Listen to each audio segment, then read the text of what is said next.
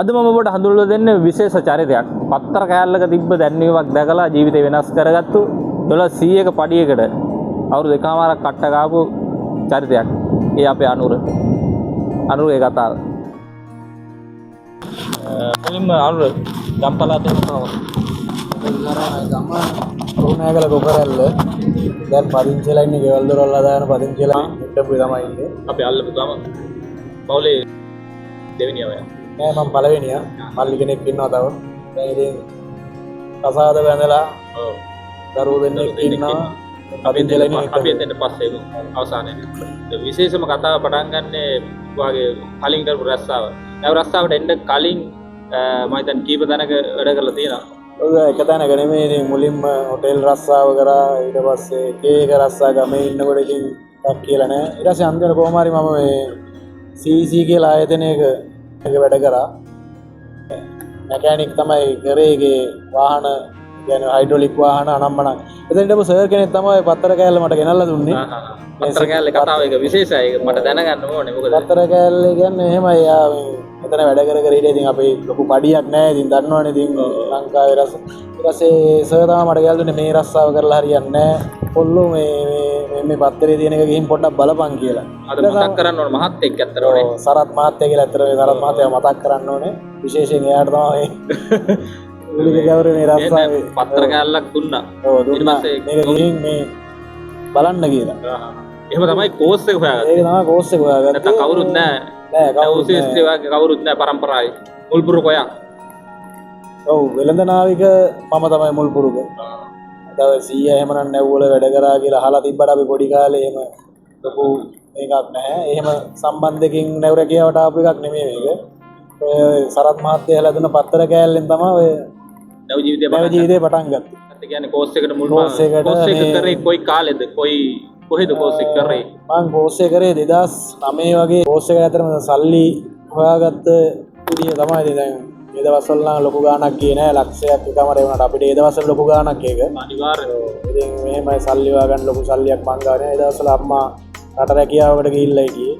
අම්මා ඒ නම් තමයි ඉතින් මට කිව්වේ මේ කෝස් එක කරන්න කියලා. තමන්ගේ ලොකු සපෝට් එකක් අම්මා තමයි ඉතින් මේ වියදම් කරේ. ඇත්තටම අපි නැවක් කියන එකක් දැකලවත් තිබ්බේ නෑ. ඒ වෙනකොට නැව් කෝස් කරනවා කියලා කිව්වට. එහෙම තමයි ඉතින් සල්ලි හොයාගෙන මේ සෑහෙන කට්ටක් කාලා තමයි කෝස් එක කරේ. ඇත්තටම සිනෙක් එකේ පෙන්නපු විදියට අපිට ඉතින් නැවක් ලොකු මේ ප්‍රොජෙක්ටර් එකකින් අපිට ලොකු නැවක් මෙහෙම වෙන්නවා විස්තර කියනවා. එතකොට තමයි ඉතින් නැවකට ඇත්තටම දැකලා නැවකට යන්න ඕනේ කියන හැඟීම අපිට ආවේ. මට ආවේ. ඉතින් මේ එහෙම තමයි ඉතින් මුලින්ම මේ කෝස් එක කරන්න පටන් ගත්තා. කෝස් එක කරේ. රස්සාව දුන්නේ නැහැ. රස්සාව හොයාගන්න ඕනේ. රස්සාව දුන්නේ නැහැ. ඉතින් කෝස් එක තමයි අමාරු උනේ. එතන තමයි අමාරු. එතරම් දැන් ගොඩක් අය අමාරු වැටෙන්නෙත් එතන තමයි. අදටත් එහෙම තමයි. අදටත් එහෙමයි. ඉතින් රස්සාවක් මේ දෙන්නේ නැහැ. අපි රස්සාවක් හොයාගන්න ඕනේ. ඇත්තටම රස්සාව යන කියනවා නම් ඉතින් කෝස් එක කළා අවුරුදු 1කමාරක් විතර ගෙදර හිටියා. කමාරක් විතර චාටරයක් ගාවලා නැවුනේ. ඉතින් යාළුවෝ කතා කරලා යාළුවන්ට කතා කරලා ඇහුවා. කොහොම හරි අන්තිමට යාළුවෙක් තමයි මට උදව් කරේ. යාළුවෙක් තමයි උදව් කරේ.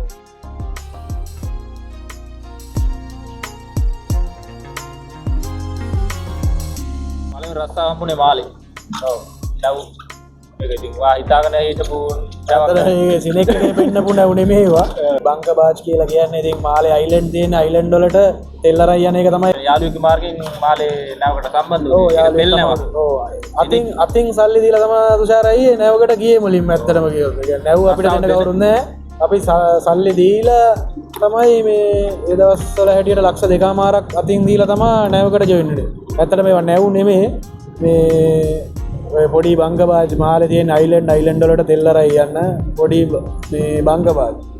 ඉතින් මේ ඒ වගේ තමයි ඇත්තටම ඒක හරි මේ කටු ගද්දේකීමක් ඇත්තටම කතා කර ගෙදරට කතා කරගන්න හරි අමාරුයි. ෆෝන් එකට කාඩ් එකක් දාගන්න බෑ. අඳින්න ඕවරෝල් යන්නේ ඕවර් ෂෝටයි ටී-ෂර්ට් එක ගන්න අපි වැඩ කරේ. ඉතින් මේ කෑමක් නෑ හරියට.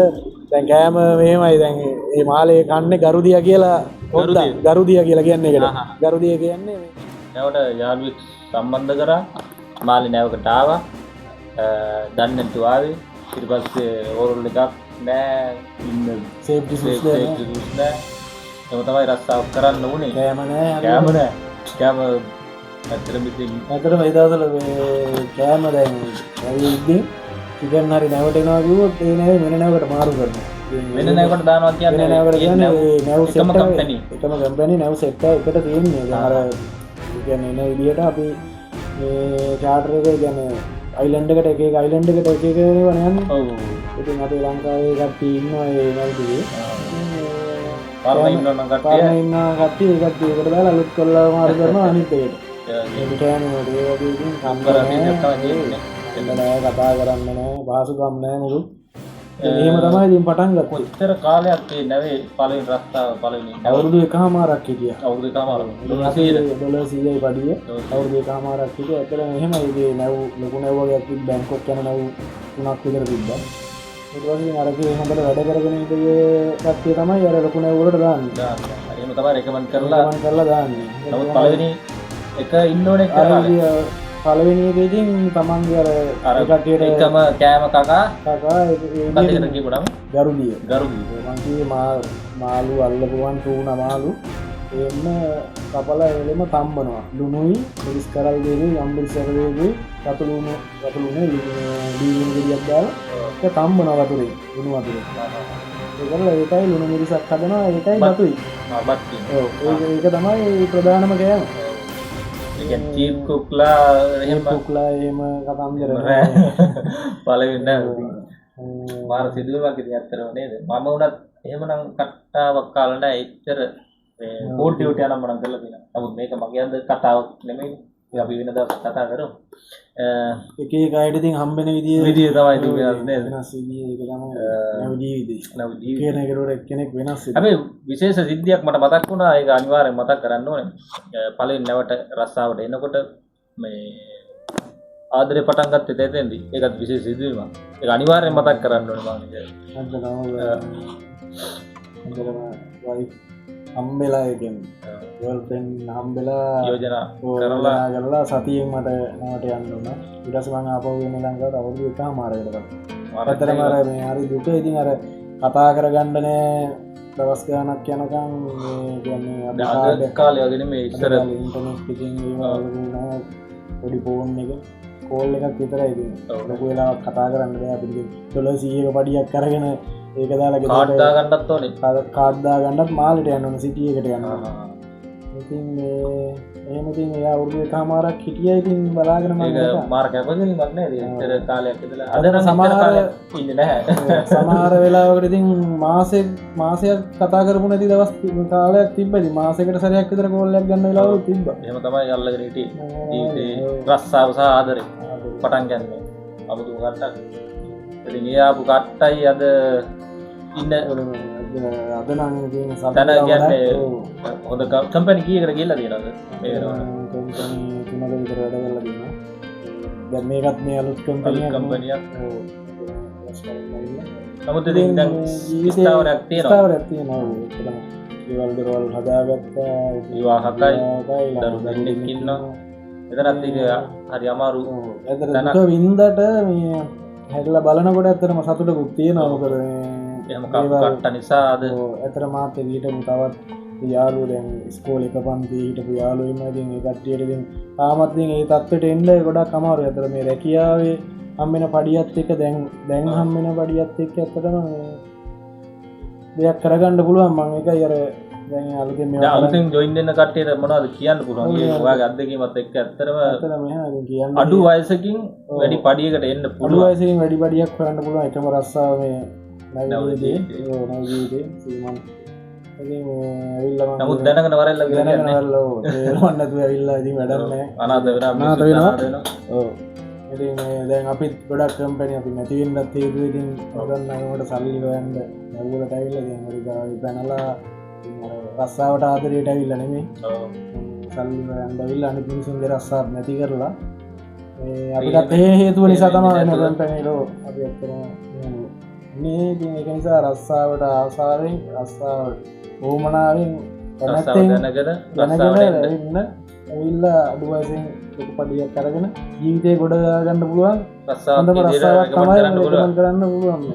කට්ට ගන්න ඕන සබක් ගන්න සින්නල්ල කියන්නේ නෝමල් මේ රස්සාව නේ හાર્ඩ් ජොබ් එකක්.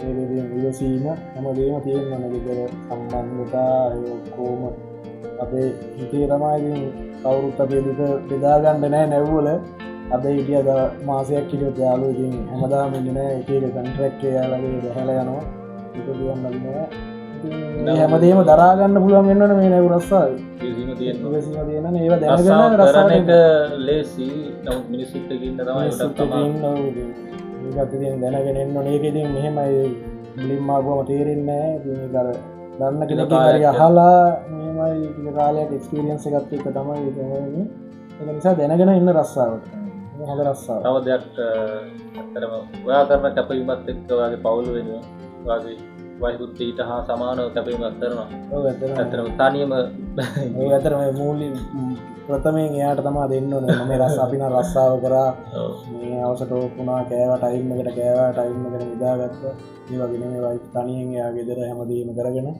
එතන මේ හැමදේකම පළවෙනි තැන දෙන්න ඕනේ වයිෆ්ට ළමයි දෙන්නගේ දේවල් කරගෙන ඉස්කෝලේ යවාගෙන ආපෙත් කතා කරගෙන හැමදේම බැලන්ස් කරගෙන කරන එකට එයාට තමයි මුලින්ම ස්තුතිය උදව් කරන්නේ වයිෆ්ට ඒ සම්බන්ධතාවය තියාගෙන ජීවිතේ ඉස්සරහා සීලම දේවල් සාර්ථක වෙන්න මම සුබ ප්‍රාර්ථනා කරනවා.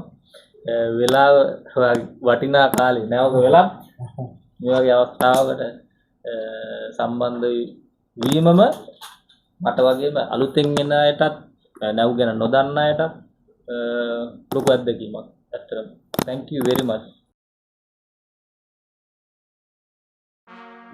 අනුර ඔහු මුලින්ම ගියේ මාලදිවයිනේ තෙල් නැවකට. අද වගේ පහසුකම් එදා තිබුණේ නැහැ. අන්තර්ජාලය නැහැ. හරියට නිලැඳුමක් නැහැ. කන්න ලැබුණේ ගරුදිය විතරයි. ආදරයක් විරහවත් එක්ක ඒ පීඩනයේ මැද වසර එකමාරක් ඔහු ඒ කටුක අත්දැකීම් වින්දා. අනුරාධ කියන්නේ එක දෙයයි. නැවරකියාව කියන්නේ අඩු වයසින් වැඩි පඩියක් ගන්න පුළුවන් රස්සාවක් තමයි. හැබැයි ඒකට එන්න කලින් රැකියාව ගැන හරි අවබෝධයක් ඇතිව එන්න. රට පනින්න බලාගෙන නැව් කෝස් කරන්න එපා. මොකද මේ රැකියාව තියෙන්නේ සැපවීම කරන්න පුළුවන් ධෛර්යවන්ත මිනිස්සුන්ට විතරයි. කවදා හරි ඔබ දිනනවා කියන අදිස්ථානයෙන් වැඩ කරන්න. අනුරජාතීතේ අපට උගන්වන්නේ ඒ පාඩම. It's me Tusha Haiku ඔබට බෙහෙවින්ම ස්තුතියි ප්‍රාර්ථනා කරනවා වෙනද වගේම හදවතින් මට වෙනුවෙන් ඔබට ජය වේවා.